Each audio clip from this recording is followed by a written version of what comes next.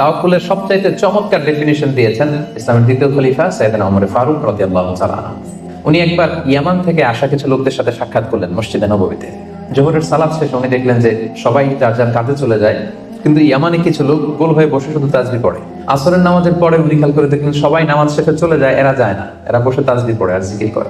মাগরিবের সালাত শেষেও একই ঘটনা, তিনি দেখলেন যে সবাই চলে যায়, এরা যায় না। ওমর ফারুক রাদিয়াল্লাহু তাআলা একটু কিউরিওসিটি, আউট অফ কিউরিওসিটি উনি গেলেন তাদের কাছে, যে বললেন মান আনতুম, তোমরা কারা? তারা উত্তরে বললো নাহনু আল মুতাওয়াক্কিলুন, আমরা আল্লাহর উপর তাওয়াক্কুলকারী। তারা কি বললো?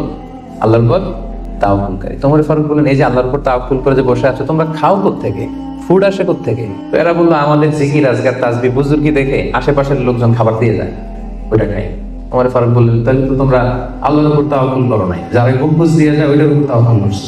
আসল তাওয়াক্কুলকারী তো সে যে জমিনে যে আগে বীজ রোপণ করবে, তারপরে ফসলের জন্য আল্লাহর উপর তাওয়াক্কুল করবে।